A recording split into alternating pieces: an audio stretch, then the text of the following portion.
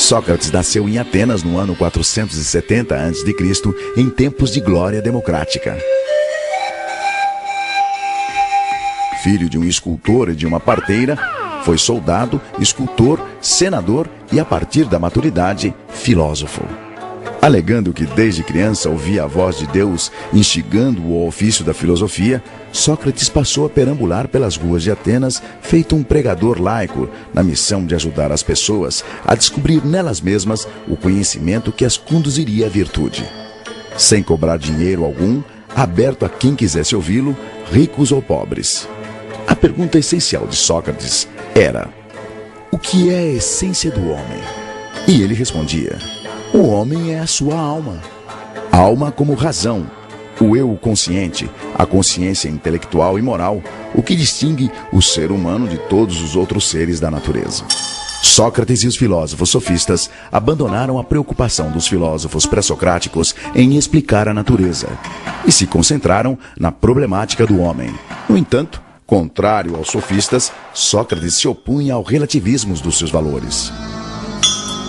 Os sofistas formavam um grupo à parte de uma espécie de retóricos de aluguel. Valendo-se da arte da argumentação, eles relativizavam a ética e a moral, defendendo o que e a quem quer que fosse, desde que bem remunerados. A eles, Platão chamou de impostores e malabaristas de argumentos. Sócrates não deixou nenhum escrito, e tudo o que se sabe de suas ideias está nos textos militares de Xenofonte, nos textos cômicos de Aristófanes e principalmente nos textos filosóficos de Platão, o seu melhor discípulo. Platão o transformou em protagonista em O Banquete, Apologia de Sócrates, Alcebíades I, Teeteto, Fédon e A República, entre outros. Sócrates acreditava que todos já nascem com conhecimento e que cabia ao mestre realizar o parto desse conhecimento. Ele entendia que só o conhecimento que vem da alma é capaz de revelar o verdadeiro discernimento do que é justo, bom e certo. Para partejar esse conhecimento, Sócrates aplicava um método dialógico que ele chamou de maiêutica, termo do latim obstetritiaorum, funções da parteira, em clara referência à sua mãe. Ele dizia que assim como sua mãe ajudava a trazer à luz a vida, o filósofo ajuda a trazer à luz a verdade. Basta usar a razão.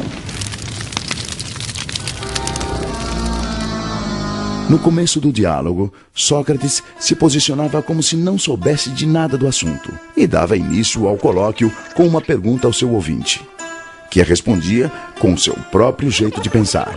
O mestre, então, fazia de conta que aceitava o seu ponto de vista.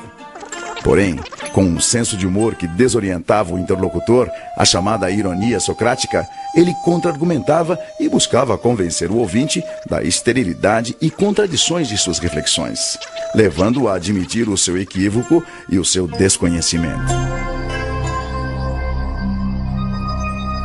As perguntas feitas por Sócrates são próprias da chamada dialética socrática, isto é, do exercício de contrapor argumentos contrários.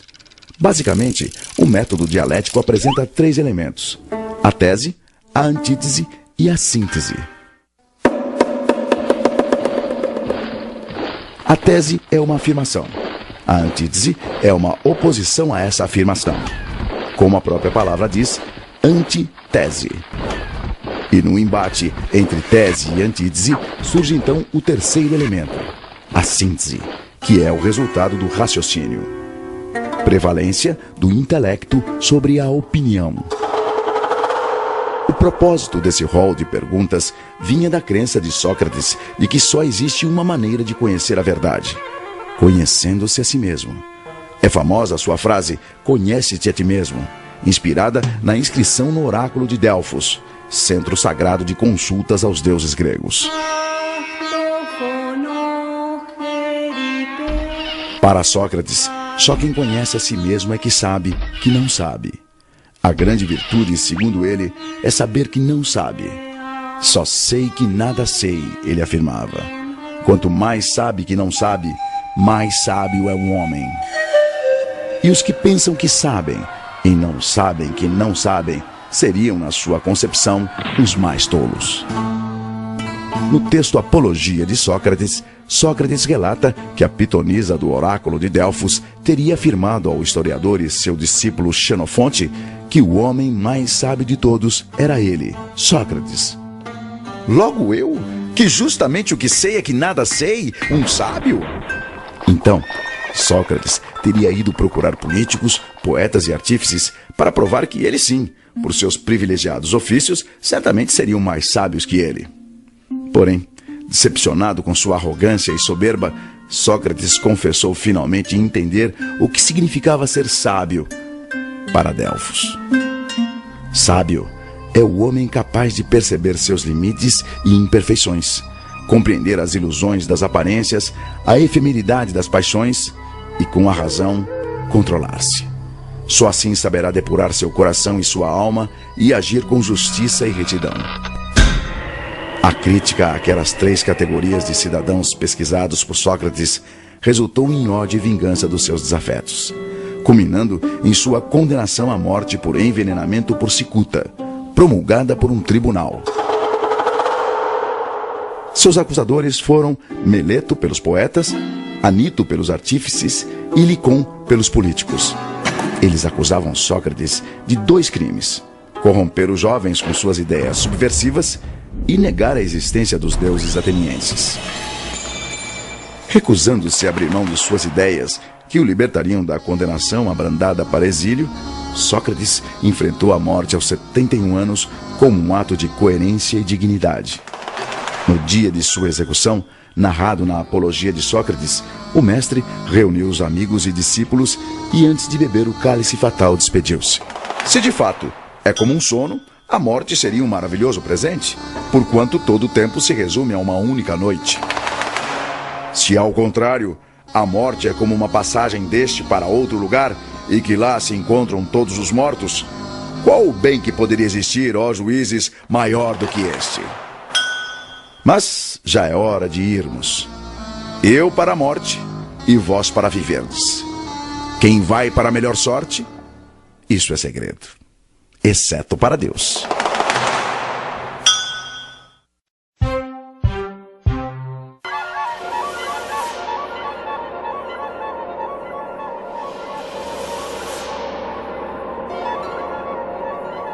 Corria o século 400 a.C.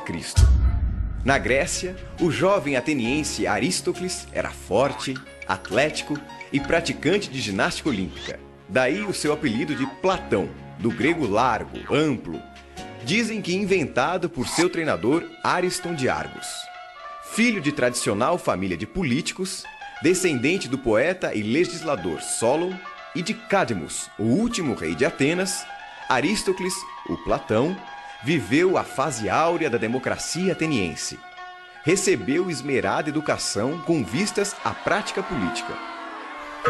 Porém, as alternâncias de facções no poder o fizeram prudentemente manter-se à distância de cargos públicos, enquanto formulava, entre outras coisas, a sua teoria do governante filósofo. Teoria que por 3 vezes ao longo da sua vida ele tentou, sem sucesso, persuadir os soberanos de Siracusa a colocar em prática, até ser preso e vendido como escravo em Engina, resgatado na última hora por amigos. Além de também se dedicar à pintura e à poesia, Platão escreveu textos corais e tragédias para teatro, hoje perdidos, só abandonando a dramaturgia aos 20 anos, quando se tornou o mais dedicado discípulo de Sócrates, na época com idade de 60 anos. 2 décadas mais tarde, Platão fundou a sua própria academia, nos arredores de Atenas, inspirada nas chamadas comunidades pitagóricas. Considerada por muitos a primeira universidade, a Academia de Platão ensinava filosofia e matemática, inclusive para as mulheres, um avanço para a época. E abrigou como professor durante 20 anos o filósofo Aristóteles. Do talento literário para as artes cênicas, provavelmente originou-se o seu gosto pelo diálogo, formato que definiu o seu legado de mais de 35 escritos filosóficos.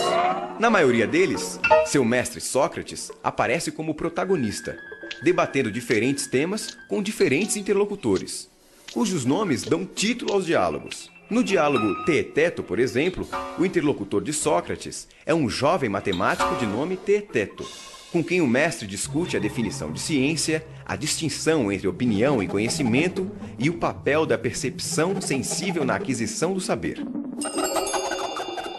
Os diálogos de Platão são divididos em 3 fases. A primeira representa a filosofia de Sócrates, mais dedicados à virtude e à ciência. Na segunda e terceira fase, ainda que Sócrates continue como protagonista, acredita-se que ali estão as próprias ideias de Platão. E finalmente, nos chamados Diálogos da Velhice de Platão, entre 361 e 347 a.C., percebe-se outra influência, a de Aristóteles.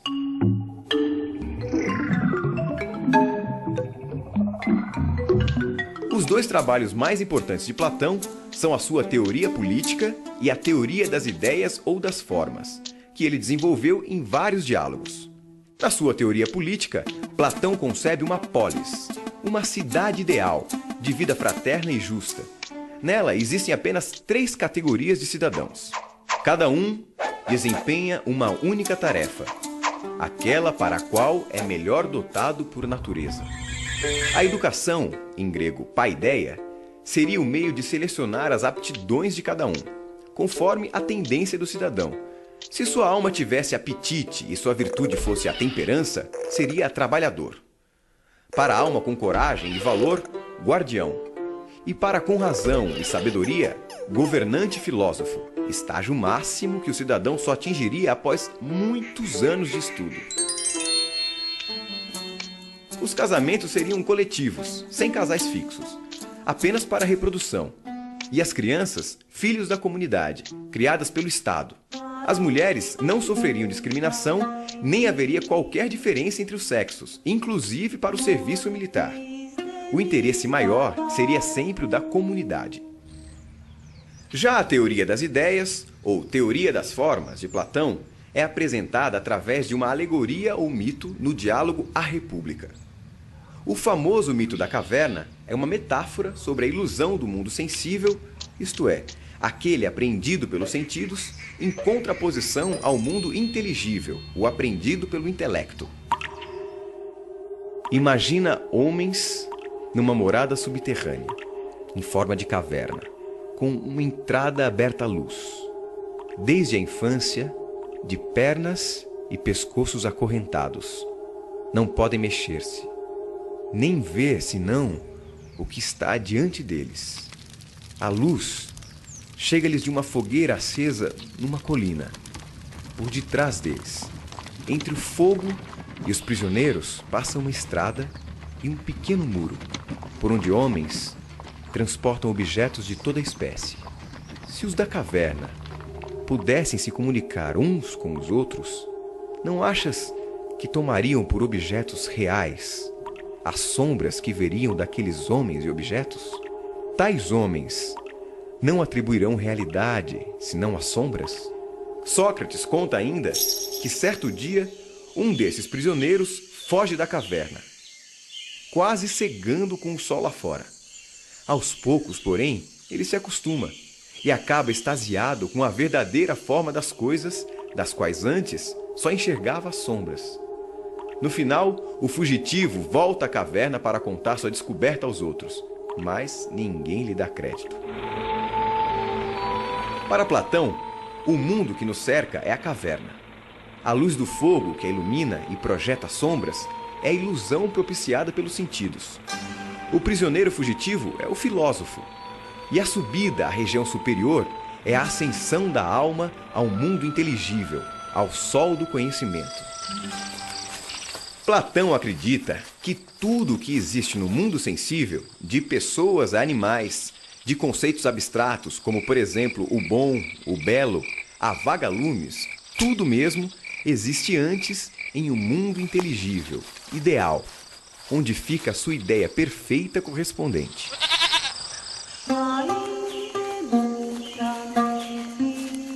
Para ele, o mundo dos sentidos é uma imitação imperfeita, ou simulacro, mutável e efêmero do mundo das ideias. Ah, o mundo das ideias! Lá, onde a alma já andou antes de fazer parte do corpo. Esse sim é perfeito, imutável, eterno e universal. Assim, a ideia de cavalo, por exemplo, é perfeita e nunca muda. Seja um baio, um crioulo, um puro sangue, um percheron, um andaluz, um manga larga ou um pangaré. Platão morreu aos 81 anos na academia. E em sua lápide ficou registrado: aqui jaz o divino Aristóteles, que em prudência e justiça soube exceder a todos os mortais. Se a sabedoria eleva alguém às alturas, este as conseguiu.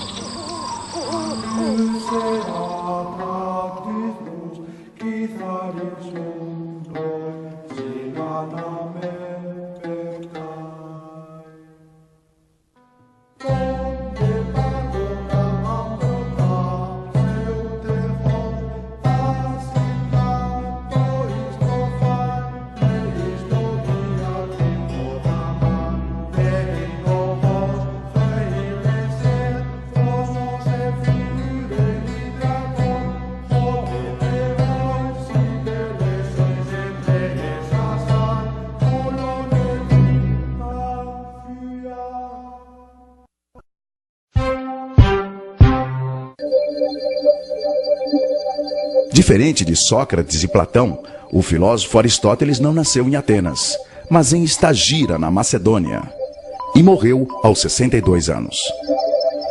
Conhecido como Estagirita, era filho de Nicômaco, médico e amigo do rei Aminta II da Macedônia.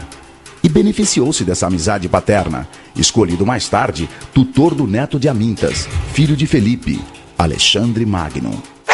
Aos 18 anos, Aristóteles mudou-se para Atenas, atraído pela Academia de Platão, onde foi brilhante aluno e professor de retórica por 2 décadas até a morte de seu mestre. Em 335 a.C., seu discípulo Alexandre subiu ao trono e Aristóteles voltou a Atenas para fundar a sua própria escola, o Liceu, também chamado de Escola Peripatética ou Peripatos. Peripatos designava os jardins do Liceu, onde Aristóteles ministrava suas aulas enquanto caminhava com seus alunos denominados peripatéticos, isto é, os que passeiam. A Academia de Platão estimulava o ensino da matemática.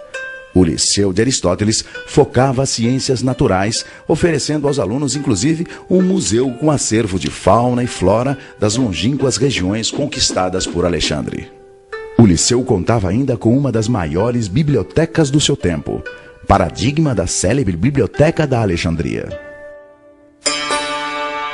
Criador de uma linguagem técnica ainda contemporânea, Aristóteles foi o grande sistematizador, categorizando, classificando, ordenando os conhecimentos de biologia, zoologia, física, história natural, poética, psicologia, a ética, teoria política, estética e metafísica. Aristóteles escreveu 120 obras, das quais sobreviveram 40, com destaque para 7. A metafísica, princípios básicos de sua doutrina filosófica; a ética, Nicômaco, sua concepção de moralidade e da virtude da moderação; o órganon, do grego instrumento, sobre lógica, 6 volumes, entre outras coisas, abordando as categorias e os silogismos com suas duplas premissas; a física, sua concepção de mundo e de como é possível conhecê-lo através das causas dos fenômenos; a poética, fundamentos da estética e o conceito de catarse, purificação via descarga emocional provocada pela tragédia dramatúrgica; a retórica, segundo ele, a outra face da dialética; e, finalmente, a política, organização social para a felicidade, uma vida de prazeres, mais uma vida de honra, mais uma vida de filosofia.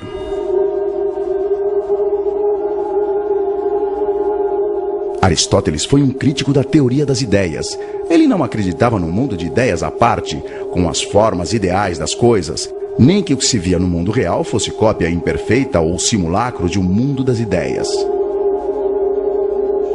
Para ele, as ideias das coisas estavam justamente dentro das coisas, nas suas próprias características. Ao contrário de Platão, ele entendia que a ideia cavalo, por exemplo, era um conceito criado pelos homens.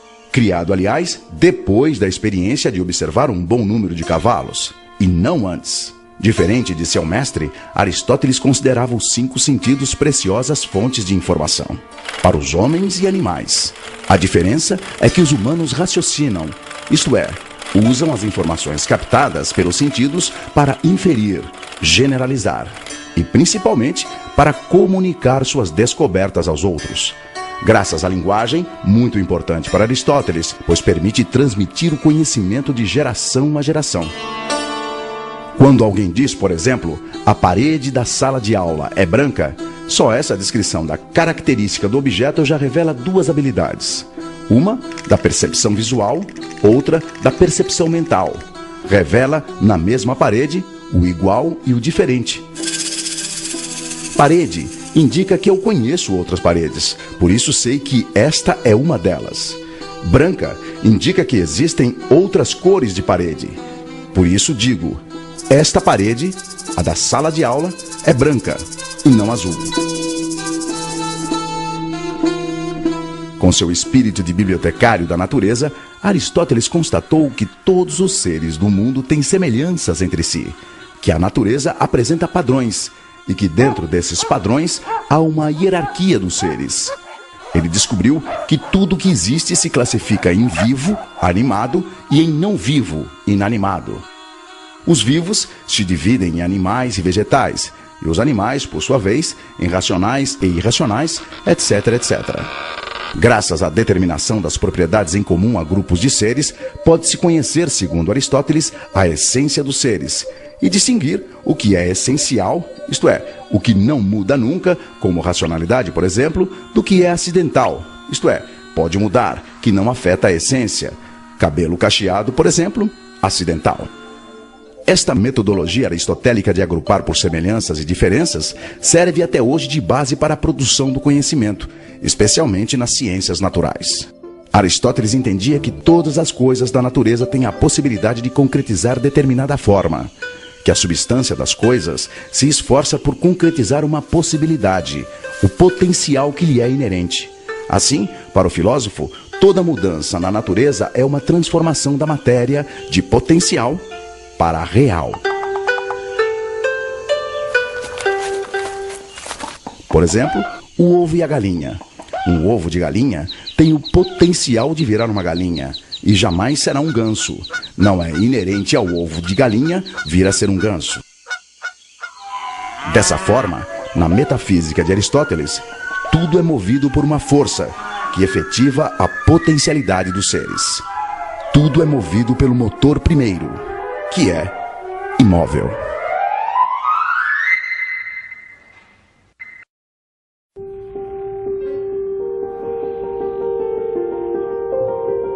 Será que todas as coisas que já penetraram em minha mente não são mais verdadeiras que as ilusões dos meus sonhos?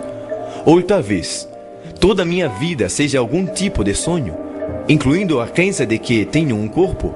Será que um gênio maligno tentando me enganar de que o que penso ser realidade é ilusão poderia me levar a crer que pensar é não existir? Nas primeiras décadas do século XVII, essas e centenas de outras perguntas faziam parte do cotidiano e do método investigativo do filósofo francês René Descartes. Penso, logo existo, disse ele. Com o exercício da subjetividade e a confiança na razão, Descartes revolucionou o pensamento filosófico e científico, até então subordinado à autoridade da Igreja, à escolástica e aos líderes políticos ditos escolhidos por Deus. Contra as disputas religiosas sangrentas que reinavam na Europa, Descartes ofereceu a razão. O seu subjetivismo, que valorizava o sujeito científico, indicava o caminho para a objetividade e para o rigor intelectual igualitariamente. Ele colocou ao alcance de todos as ferramentas para a descoberta da verdade. Sua tese mais importante foi propor que cada um pensasse por si mesmo. A autoridade da filosofia passou a se fundar não mais nas escrituras ou nos sábios, mas na mente do filósofo. Esse paradoxo da objetividade dentro da subjetividade, com a exigência da certeza e a isenção da dúvida, para o êxito da investigação científica, inaugurou um novo estágio no pensamento filosófico, motivo pelo qual Descartes é considerado o pai da filosofia moderna. René Descartes, ou Renato Cartesius, como ele se assinava em latim, nasceu em 1596 na pequena La Haye, na França. De família aristocrática, órfão de mãe, estudou interno no colégio jesuíta La Flèche e formou-se em Direito. E acabou se alistando como voluntário militar na Guerra dos 30 Anos no exército de Maurício de Nassau. Morou na Holanda mais de 20 anos e faleceu em Estocolmo como mestre de filosofia da rainha Cristina da Suécia, pouco antes de completar 54 anos.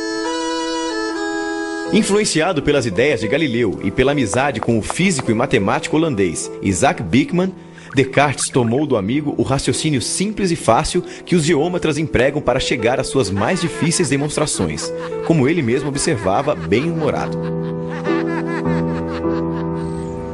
E saiu em busca ambiciosa de um novo sistema de conhecimento. Um método único que mensurasse todas as realidades observáveis no mundo físico, celeste ou terrestre. Ele queria explicar o mundo a partir da mecânica elementar das partículas, usando os princípios da figura, do tamanho, da posição e do movimento das partículas da matéria. Para ele, todas as coisas que caem sob o conhecimento humano estão interconectadas da mesma forma, como escreveu em uma de suas obras mais conhecidas, Discurso do Método, publicada em 1637. O modelo matemático do sonho de Descartes abarcava todos os saberes em uma só unidade. Tanto que ele criou a metáfora de uma árvore do conhecimento, onde o tronco era a física, sustentando todas as ciências com o seu raciocínio analítico. Na busca da premissa da evidência, Descartes propunha o exercício da dúvida metódica, radical, hiperbólica como método até o nível do absurdo, quando a própria dúvida forneceria então a verdade indubitável. O primeiro era nunca aceitar coisa alguma por verdadeira, sem que a conhecesse evidentemente como tal, quer dizer, evitar cuidadosamente a precipitação e a prevenção, e não aceitar nada nos meus juízos, senão o que se me apresentasse tão clara e distintamente ao meu espírito que eu não tivesse nenhuma ocasião de o colocar em dúvida. Depois de eleger a evidência, Descartes sugeria dividir em partes tantas quantas necessárias para a análise. E então colocar os conhecimentos em uma certa ordem, dos mais simples aos mais complexos. Era a ordenação. E o último, fazer sempre enumerações completas e revisões gerais para nada omitir. A concepção de mundo e de homem de Descartes se baseava no que ficou conhecido como dualismo cartesiano. A divisão da natureza em dois domínios opostos, o da mente ou espírito, que ele chamou de recogitans, a coisa pensante, consciente de si, livre e sem dimensão espacial, e o da matéria, que ele chamou de re-extensa, a coisa extensa, isso é, a material, mensurável, espacial, sem consciência e mecanicamente determinada. Deus, para Descartes, representava a ponte entre o mundo subjetivo do pensamento e o mundo objetivo da verdade científica. A mente e a matéria são criações de Deus, um ser perfeito e legitimador das evidências verdadeiras da razão. Quando a razão atinge a ideia clara e distinta, fala por Deus, seu autor primeiro. Em sua premissa mais famosa, evidência número 1, que fundamenta todo o raciocínio cartesiano, Descartes exercita a dúvida até atingir o seu ápice. Notei que, enquanto tentava supor que tudo fosse falso, era necessário que eu, que pensava isso, fosse alguma coisa. E observando que essa verdade, eu estou pensando, portanto eu existo, era tão firme e certa, decidi que poderia aceitá-la como o primeiro princípio da filosofia que procurava.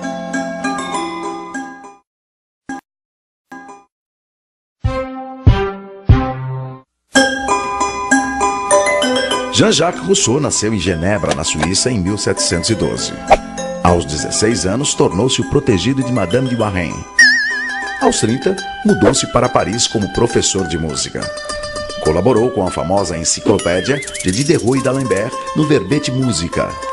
E aos 38, conquistou o prêmio da Academia de Dijon com seu Discurso sobre as Ciências e as Artes. Publicou vários livros, entre eles O Contrato Social, que inspirou a Revolução Francesa, e Emílio, considerado uma das obras mais revolucionárias da moderna pedagogia por suas ideias radicais, que desagradavam tanto à Igreja quanto a outros filósofos, como Voltaire, por exemplo. Rousseau fugiu para a Inglaterra, abrigado por David Hume. Dedicou seus últimos tempos à autobiografia Confissões, falecendo aos 66 anos em Hermenonville, na França. A ti me dirijo, mãe amorosa e prudente, que soubeste te apartar da estrada trilhada. Assim registra o prefácio do livro Emílio ou da Educação, inspirador de Pestalozzi e da Escola Nova, escrito por Rousseau sob forma de romance. Emílio consiste em um tratado pedagógico que une política, educação e ética, orientando pais e mestres sobre como educar naturalmente o homem ideal. O jovem Emílio, filho de um homem rico, é educado por um preceptor no convívio com a natureza, protegido dos constrangimentos sociais. Com um pé no romantismo, o outro no imaginário iluminista, o texto russoniano revela a crença na educação reformadora como ponte para as transformações sociais. Emílio é o representante da espécie humana em seu potencial de virtude, educado para viver bem consigo, com sua futura companheira Sofia e com os outros, em uma sociedade livre e democrática. Lançado em 1762, o livro tornou-se um paradigma da educação no século XVIII. Contrapunha-se à visão elitista da educação como privilégio, afirmando ser um direito de todos, e criticava a pedagogia jesuíta, rígida, punitiva, mera transmissora hierárquica de conhecimentos memorizados, que tratava as crianças como adultos em miniatura. Com sua visão naturalista do mundo, baseado nas lições da natureza, Rousseau foi uma espécie de descobridor da infância, o primeiro a entender a infância como uma forma particular de ser humano, diferente da idade adulta. O aprendizado era conduzido pelos interesses do próprio aprendiz, em uma educação de dificuldades progressivas, lúdicas e interativas, que evoluíam naturalmente dos sentidos ao espírito. Se por um lado Rousseau identificava as especificidades do ser infantil, por outro projetava o homem do amanhã, delimitando claramente a fronteira entre o homem da natureza e o homem civil. O homem da natureza, foco de Rousseau, era um ser livre, espontâneo, natural. Já o civil, mascarado, degenerado pelas instituições e vigiado pelo social.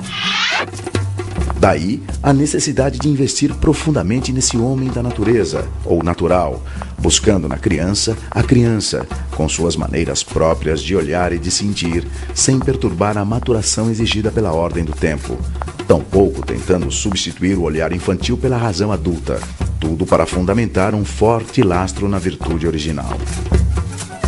Segundo Carlota Boto, autora do livro A Escola do Homem Novo, Rousseau preconiza o primado do coração humano, desconfiando da exclusividade da razão tão em vigência na época. Para Carlota, Emílio é antes de mais nada uma obra que fala de afeto, pautando a criança pela emoção e fundindo o sentimento com o pensamento. O resultado, inevitavelmente, conduziria ao amor pelo conhecimento. Rousseau explica: não se trata mais de ensinar-lhes as ciências, mas de dar-lhes o gosto para amá-las e os métodos para aprendê-las, quando esse gosto estiver suficientemente desenvolvido. Esse é com certeza um princípio fundamental de toda boa educação.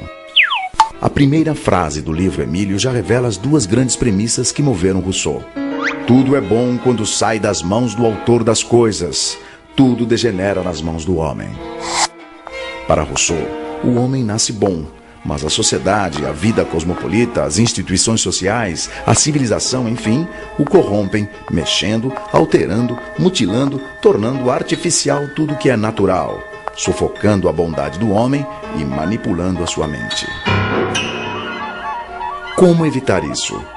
Como formar um homem que conserve as suas virtudes, a sua liberdade, a sua autonomia, a sua compaixão com as desigualdades criadas pelo próprio homem? Segundo Rousseau, fortalecendo de tal maneira a sua formação na infância e na adolescência, que à medida que vai crescendo, se consolide nele um homem total, incorruptível, forte no físico, forte no espírito, no intelecto, na razão e no sentimento. Saindo de minhas mãos, ele não será, concordo, nem magistrado, nem soldado, nem padre. Será primeiramente um homem. Rousseau visava ensinar ao homem o seu estado de arte como homem, formando no jovem, como ele escreveu, o coração, o juízo e o espírito, ensinando ao aluno muito mais do que uma profissão. Que se destine meu aluno à carreira militar, à eclesiástica ou à advocacia, pouco me importa. Antes da vocação dos pais, a natureza chama-o para a vida humana. Viver é o ofício que lhe quero ensinar. E para usufruir da felicidade da vida, Rousseau dividiu a existência e o livro de Emílio em 5 fases. Lactância, até 2 anos. Infância, de 2 a 12. A adolescência, de 12 a 15. Mocidade, de 15 a 20. E o início da vida adulta, de 20 a 25. Dos 5 livros de Emílio, os 4 primeiros tratam da educação do menino e o último da menina Sofia. Rousseau considerava o período do nascimento até os 12 anos o mais delicado, já que nele é que tendem a surgir os desvios. É por isso que a educação, nesse momento, a chamada educação primeira, deveria ser negativa, isto é, não ensinar novos saberes, apenas manter, conservar, fortalecer as qualidades morais nascidas com a criança. Segundo Rousseau, a educação negativa consiste não em ensinar a virtude ou a verdade, mas em preservar o coração do vício e o espírito do erro. Nesse período, o mestre interfere o menos possível, muito mais estimulando bons sentimentos e o usufruto dos sentidos na busca da experiência do que se impondo positivo com novos ensinamentos acadêmicos, muito mais não fazendo que fazendo. Daí a expressão negativa. Para Rousseau, não se deve apresentar à criança ideias complexas e abstratas antes do desenvolvimento da razão, porque na infância, segundo ele, a razão dorme.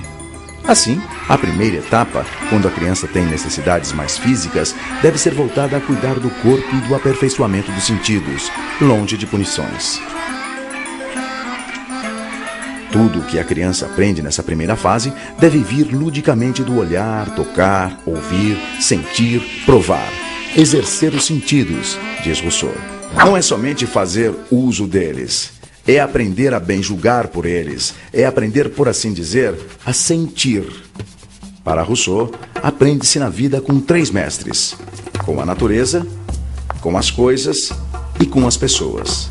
Só no início da adolescência, quando a razão começa a surgir, é que as pessoas, e não mais apenas a natureza e as coisas, passam a ter importância no processo educativo.